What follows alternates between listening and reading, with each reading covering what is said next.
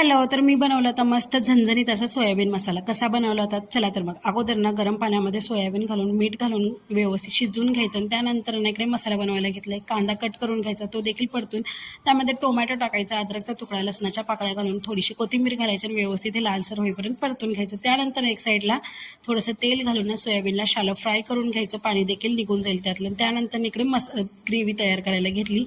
थोडंसं तेल, बेसिक मसाले, हळद पावडर, लाल तिखट पावडर घालून घ्यायचं, पेस्ट घालून घ्यायची आणि व्यवस्थित हे परतून घ्यायचं. थोडंसं शिजत आलं की त्यामध्ये टोमॅटो केचप घालायचा. मला आवडतो म्हणून मी घातला, तुम्हाला ऑप्शनल आहे. त्यानंतर गरम पाणी ॲड करायचं आणि त्यानंतर त्यावरती मीठ टाकून छान अशी भाजीला एक वाफ काढून घ्यायचं. वाफ काढल्यानंतर मस्त असं तेल सुटेल. त्यानंतरच त्यामध्ये सोयाबीन ॲड करायचे आणि सोयाबीन घातल्यावरती एक दोन वाफ काढायचे आणि मस्त असं चमचमीत सोयाबीन बनवून तयार होईल. तुम्हाला देखील ही रेसिपी नक्कीच आवडेल, तुम्ही देखील नक्कीच ट्राय करून पहा. त्यानंतर रात्रीच्या जेवणात मस्त गरमागरम भाकरी देखील केलेला असा होता रात्रीचा बेत. कसा वाटला मला नक्कीच कमेंट करून सांगा. तोपर्यंत take care, tata, bye bye.